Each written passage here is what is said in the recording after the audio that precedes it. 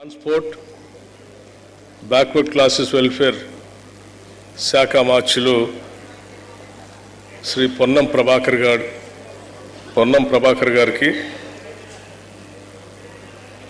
Parliament సభ్యులు శ్రీ అనిల్ కుమార్ యాదవ్ గారికి, శాసన మండలి సభ్యులు మహేష్ కుమార్ గౌడ్ గారికి, శాసనసభ్యులు శ్రీ ప్రేమ్ సాగర్ గారికి, మహిళా కమిషన్ చైర్మన్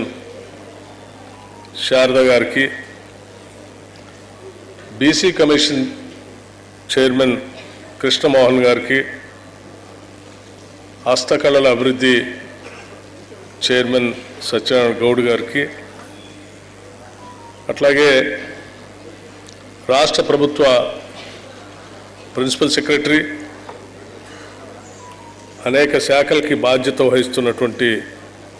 వెంకటేశం గారికి, వేదిక మీద ఉన్నటువంటి ఇతర మిత్రులందరికీ, అనేక బీసీ సంఘాల అధ్యక్షులకు కూడా శ్రీనివాస్ గౌడ్ గారు, జాజుల శ్రీనివాస్ గౌడ్ గారికి, నా తోటి మిత్రులందరికీ, కార్యక్రమానికి పెద్ద ఎత్తున తరలి వచ్చిన మిత్రులారా, మీ అందరికి కూడా ముందుగా నా హృదయపూర్వకమైనటువంటి నమస్కారాలు తెలియజేస్తా ఉన్నాను.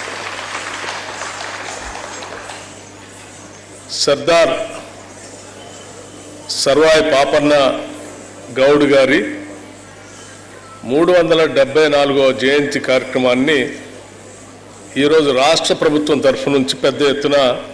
అధికారికంగా జరుపుకుంటున్నాం. ఇది బలహీన వర్గాల పట్ల ఈ రాష్ట్ర ప్రభుత్వానికి ఉన్నటువంటి నిబద్ధత, చిత్తశుద్ధి అని కూడా ఈ సందర్భంగా మీ అందరికీ నేను మనవి చేస్తూ ఉన్నాను. సర్దార్ పాపన్న గౌడ్ గారి జయంతి ఉత్సవాలు జరుపుకునే సందర్భంలో మనమందరం ఈరోజు రవీంద్ర భారతిలో సమావేశమై వారి గొప్పతనం గురించి, వారు చేసినటువంటి సాహస కృత్యాల గురించి,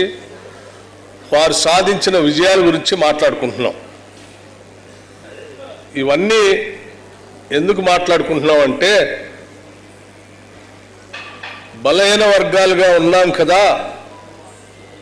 మనం ఏమీ సాధించలేమేమో అనేటువంటి ఆత్మన్యూనతా భావంలో ఉన్నటువంటి బలహీన వర్గాలందరికీ అలా కాదు, ఎన్ని ఇబ్బందులున్నా, పరిస్థితులు సహకరించకపోయినా, ఆర్థిక వ్యవస్థ అనుకూలంగా లేకపోయినా, రకరకాల ఇబ్బందులున్నా, చిత్తశుద్ధి సంకల్ప బలం ఉంటే సాధించవచ్చు అని చెప్పి చూపించినటువంటి సర్వాయి పాపన్న గారి జీవితం మనందరికీ ఆదర్శంగా ఉండాలని చెప్పి ఈరోజు ఈ కార్యక్రమాన్ని జరుపుకుంటున్నాం. ఇది స్ఫూర్తిదాయకంగా ఈ రాష్ట్రంలో ఉన్నటువంటి బలహీన వర్గాలందరికీ ఒక సందేశాన్ని ఇచ్చే కార్యక్రమంగా ఉండాలనేటువంటి ఆలోచనతో రాష్ట్ర ప్రభుత్వం ఈరోజు ఈ కార్యక్రమాన్ని జరుపుతూ ఇక్కడ మనం అందరం ఏర్పాటు చేసుకున్నాం. పాపన్న గౌడ్ గారికి సంబంధించి అధికారికంగా మనం ఈరోజు ఈ కార్యక్రమం జరుపుకోవటమే కాకుండా, ఇంకా భవిష్యత్ తరాల వారికి కూడా వారి జీవితం స్ఫూర్తిదాయకంగా ఉండటం కోసం ఈ రాష్ట్ర ప్రభుత్వం తరఫు నుంచి వారు పుట్టినటువంటి సర్వాయిపేట విలేజ్, ఆ గ్రామం నుంచి మొదలు పెడితే పక్కన ఉన్నటువంటి కిలా షాపూరు ప్రాంతాలను కూడా పెద్ద ఎత్తున అభివృద్ధి పరచడానికి, ఒక టూరిజం సెంటర్ లాగా దాన్ని అభివృద్ధి పరిస్తే కేవలం రాష్ట్రంలో ఉన్నటువంటి ప్రజలే కాదు, దేశవ్యాప్తంగా ఉన్నటువంటి ప్రజలు కూడా అక్కడికి వచ్చి వారి జీవిత చరిత్ర తెలుసుకొని స్ఫూర్తి పొందుతారనే ఆలోచనలతో బీసీ వెల్ఫేర్ మంత్రిగా ఉన్నటువంటి మిత్రులు పొన్నం ప్రభాకర్ గౌడ్ గారు టూరిజం శాఖతో మాట్లాడి వారి ఆలోచనల మేరకు రాష్ట్ర ప్రభుత్వం తరఫు నుంచి ఈరోజు 4,70,00,000 రూపాయలని ఈ టూరిజం ఈ కేంద్రాలను అభివృద్ధి పరచడానికి ఈరోజు జీవో కూడా ఇష్యూ చేయటం జరిగింది. ఈ కార్యక్రమాన్ని 10 మందికి తెలియటం కోసం ప్రభుత్వంలో బాధ్యతాయుతమైనటువంటి పదవిలో ఉన్నటువంటి పెద్దలు పొన్నం ప్రభాకర్ గారు దీన్ని బాధ్యతగా తీసుకొని టూరిజం శాఖ వారితో ఇతర ప్రభుత్వంలో ఉన్నటువంటి అధికారులు అందరితో మాట్లాడి ఈ జీవోని ఇప్పించి సర్వాయి పాపన్న గారి జీవితం ప్రజలందరికీ ఆదర్శంగా ఉండటం కోసం వారు చేసిన కృషిని కూడా నేను ఈ సందర్భంగా వారిని అభినందిస్తా ఉన్నాను. అట్లాగే మిత్రులారా, సరే పాపన్న గారి జీవిత చరిత్రకు సంబంధించి చిన్న పుస్తకాన్ని కూడా పాకెట్ పుస్తకాన్ని కూడా మిత్రులు ప్రచురించారు. ఇది విరివిగా ప్రజల్లో కూడా తీసుకొని పోవటానికి ఇక్కడికి వచ్చినటువంటి అందరూ కూడా ప్రయత్నం చేయాలని చెప్పి నేను మీ అందరికీ విజ్ఞప్తి చేస్తాను. దీనికి సంబంధించిన పుస్తకాలను ప్రింట్ చేయడానికి కూడా ఈ శాఖ బ్యాక్వర్డ్ క్లాస్ శాఖ సంబంధించి అధికార యంత్రాంగం అవసరమైతే కొంత బడ్జెట్ని దీనికి కేటాయించి ఇంకా పెద్ద ఎత్తున పుస్తకాలు ప్రచురించి ప్రతి గ్రామానికి పంపిణీ చేసే కార్యక్రమాన్ని కూడా చేయవలసిందిగా చెప్తా ఉన్నాను. ఎందుకంటే ఇందులో వారి చరిత్ర చదివితే చాలా విషయాలు మనందరికీ తెలుస్తాయి. ఎక్కడో జమీందారు దగ్గర మారు వేషంలో వెళ్ళి కూలీనాలు చేసుకుంటూ అక్కడ ఉన్నటువంటి ప్రజలందరినీ సమాయత్తం చేసుకొని చిన్న సైన్యంలాగా తయారు చేసుకునే కార్యక్రమంలో భాగంగా అక్కడ పోయే ముందు తల్లి అటువంటి కార్యక్రమాలకు పోతే ఈ సమాజంలో ఉన్నటువంటి జమీందారులు కానీ జాగీర్దారులు కానీ రాజులు కానీ మిమ్మల్ని ఇబ్బంది పెడతారు, గాడి తప్పితే బతుకే సమస్య పెద్ద పోరాట సమస్యగా మారిపోయి జీవించడమే కష్టం అవుతుందని తల్లి చెప్తే కూడా వినకుండా తను అనుకున్న లక్ష్యాన్ని చేరటం కోసం ఒక జమీందారు దగ్గర మారువేషంలో వెళ్ళి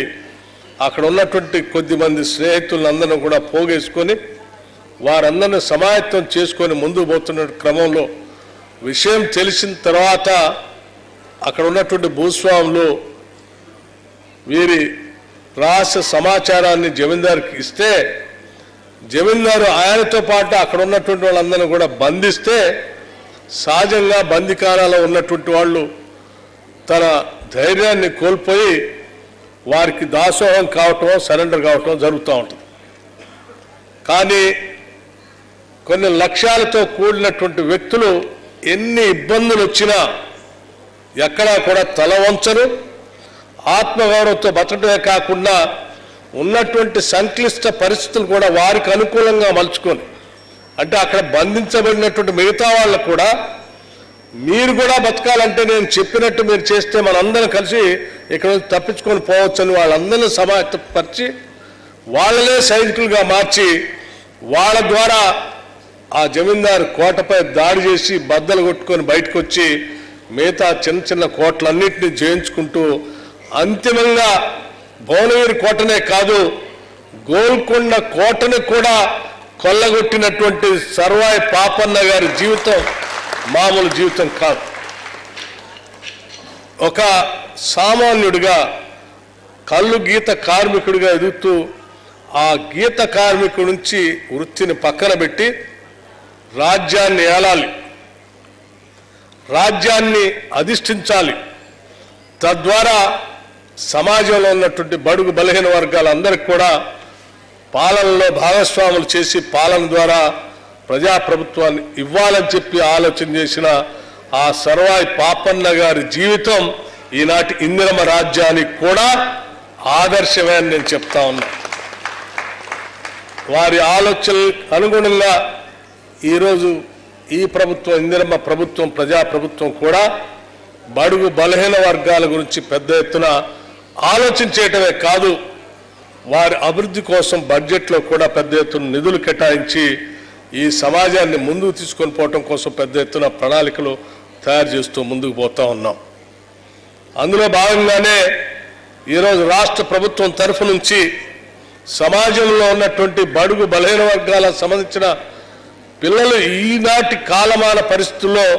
విద్యా వ్యవస్థ ద్వారానే సమాజంలో అత్యున్నత స్థానానికి రాగలనటువంటి ఆలోచనతో ఇంటిగ్రేటెడ్ స్కూల్స్ సంబంధించి దాదాపు 5,000 కోట్ల రూపాయలతో ఈ సంవత్సరం ఇంటిగ్రేటెడ్ స్కూల్స్ కట్టించే